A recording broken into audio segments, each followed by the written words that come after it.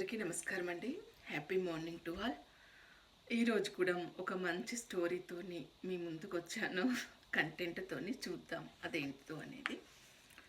పూర్వకాలంలో రాజులు, మహారాజులు కళలను, కవులను, కళాకారులను ఎందుకు ఆదరించి పోషించేవారు?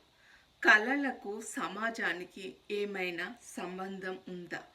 నాగరికత యొక్క ముఖ్య ఉద్దేశం ఏంటి? సో ఈ టాపిక్ గురించి మనం మాట్లాడుకుందాం ఈరోజు. సింధు నాగరికత నుండి సినిమా పుట్టుక వరకు ఒకసారి చూద్దాం. ఒకరి నుండి నలుగురిగా, నలుగురి నుండి సమూహంగా, సమూహం నుండి సమాజంగా, అనాగరికుల నుండి నాగరికులిగా మానవుడు రూపాంతరం చెందుతూ ఎదుగుతూ వచ్చాడు. కాలక్రమంలో ఎన్నో మార్పులు జీవన విధానంలో, ఆహార సేవనలో, విద్యా విధానంలో, వర్తక వాణిజ్యం ఇలా చెప్పుకుంటూ పోతే ఎన్నో రకాలుగా విప్లవాత్మకంగా మార్పులను చూశాడు.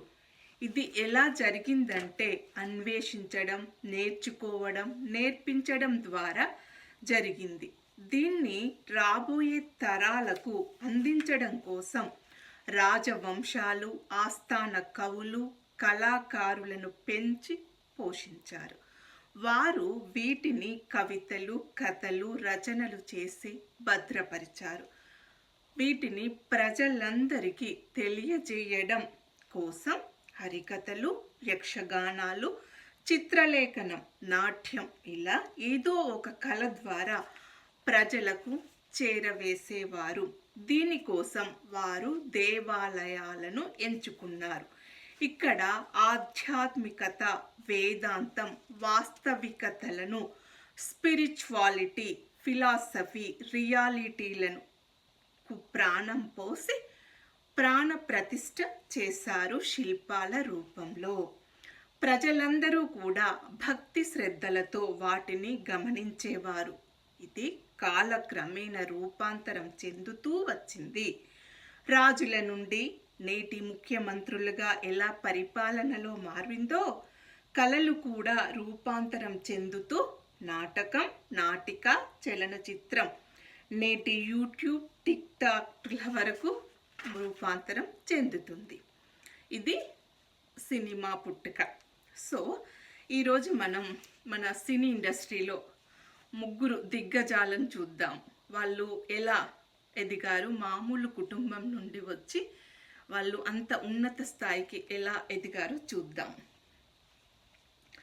గెలవాలన్న తపన, గెలవగలను అన్న నమ్మకం, నిరంతర సాధన, ఈ మూడే ఏ రంగంలోనైనా విజయం సాధించడానికి ఉపయోగపడే మంత్రాలు.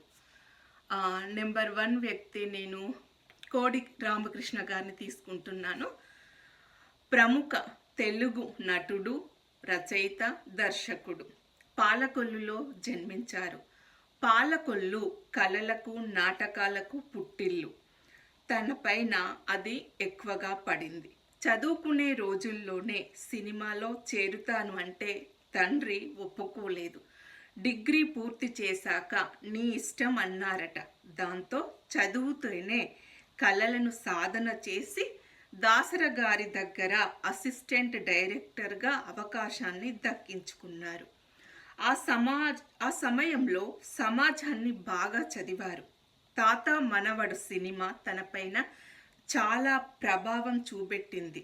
దాన్నే ప్రేక్షకులకు చూపెడుతూ పలికేది వేద మంత్రం, నడిపేది నీచ మంత్రం, అసలు రంగు బయటపడితే ఆ దేవుడి అవతారం, ఇంట్లో రామయ్య, వీధిలో కృష్ణయ్య అంటూ మొదలుపెట్టి అరుంధతితో అంతం చేశారు. ఇకపోతే నేను రెండో వ్యక్తిగా సంజయ్ లీలా బన్సాలి గారిని తీసుకుంటున్నాను. ముంబై నగరంలో ఒక మధ్యతరగతి గుజరాతీ కుటుంబంలో జన్మించారు. తండ్రి సినిమా రంగానికి సంబంధించిన వారే, కానీ ఆర్థిక సమస్యలతో తాగుబోతుగా మారారు. వీరి తల్లి పిల్లల కోసం చాలా కష్టపడింది. నీతి నిజాయితీలతో జీవితాన్ని గడిపింది. ఇది బన్సాలి గారిని చాలా ప్రభావితం చేసింది. అమ్మగారి పేరును తన పేరుతో కలుపుతూ సంజయ్ లీలా బన్సాలిగా మారేంతగా ప్రభావం చూపెట్టింది. ఒక అమ్మాయితో ప్రేమలో పడి విడిపోయారు. దాన్నే ప్రేక్షకులకు చూపెడుతూ తడపు తడపుకే ఇస్ దిల్ సే ఆహ్ నికల్తీ రహీ ముజ్కో సజా दी రహీ ప్యార్ కే హైసా క్యా గునా కియా అంటూ మొదలుపెట్టి హీరామండి వరకు హిస్టరీలను సృష్టిస్తూ వస్తున్నారు. ఇకపోతే మన అమీర్ ఖాన్ గారు ఎవర్ గ్రీన్ హీరో. ముంబై నగరంలో జన్మించారు. తండ్రి సినిమా రంగానికి చెందిన వ్యక్తి, కానీ తన సినిమాలు ఎక్కువగా డబ్బులు సంపాదించలేకపోయాయి. అందుకని అమీర్ ఖాన్ గారిని సినిమా రంగంలోకి రాకూడదు అని ఆదేశించారు. ఆ సమయంలో స్కూల్ ఫీజు కట్టడానికి కూడా సమస్యలు ఎదుర్కొన్నారంట. అభద్రతతో కూడిన జీవితం సినిమా రంగం అని తండ్రి తనని ఈ రంగంలోకి రాకూడదని చెప్పాడంట. కానీ అమీర్ ఖాన్ గారు దీన్ని ఒక సవాల్గా తీసుకున్నారు. పాపా కహతే హై బడా నామ్ అంటూ మొదలుపెట్టి ఎన్నో ఎక్స్పెరిమెంట్స్ చేస్తూ వస్తున్నాడు.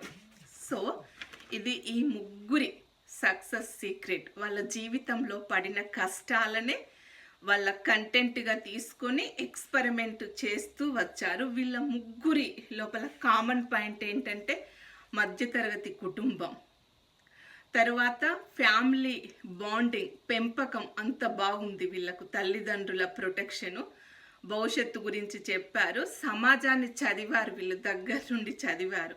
ఈ 2 పాయింట్స్. తర్వాత తల్లితోనున్న బాండింగ్ వలన వీళ్ళ సినిమా లోపల ఆడవారికి ఎక్కువగా ప్రాధాన్యత ఉన్న పాత్రలను ఇవ్వడము, వారిని ఉన్నతంగా చూపెట్టడం, ఇది వీళ్ళ సక్సెస్ సీక్రెట్.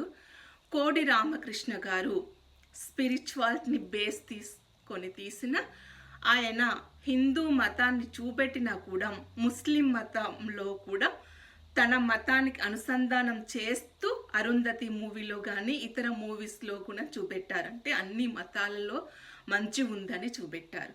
సంజయ్ లీలా బన్సాలి గారి కూడా ఆయన తీసిన సినిమాల్లో హిస్టరీ ఉంటుంది, హిస్టారికల్ బేస్ చేసుకొని ఆడవారిని ఎంత ఉన్నతంగా చూపెట్టారంటే చరిత్రలో అంత ఉన్నతంగా చూపెట్టారు. సో ఆయన సక్సెస్ సీక్రెట్ అది. అన్ని మతాలను, ఆనాటి సమాజం యొక్క ప్రభావాన్ని కూడా చూపెట్టారు. ఇకపోతే మన హీరో గారు తిను ఎక్స్పెరిమెంట్ చేస్తూ వచ్చాడు. హిస్టరీని, స్పిరిచువాలిటీని బేస్ చేసుకుంటూ ఎక్స్పెరిమెంటు, ఇప్పుడున్న సమాజానికి తగ్గట్టుగా ఎక్స్పెరిమెంట్ చేస్తూ ఆడవారికి విలువనిస్తూ, తను ఒక ముస్లిం అయినా కూడా హిందూ క్యారెక్టర్లను చేస్తూ హిందూ దేవతలను నమ్మేటటువంటి క్యారెక్టర్లున్నా చేస్తూ వచ్చాడు. అది వాళ్ళ పర్సనల్ లైఫ్. కానీ ప్రొఫెషనల్గా వీళ్ళు మాత్రము అన్ని మతాలను అన్నింటిని ఈక్వల్గా చేసుకుంటూ తమ సక్సెస్ను సాధించగలిగారు. ఇది వాళ్ళ సక్సెస్ సీక్రెట్. సో సమాజంలో మీరు ఎదగాలంటే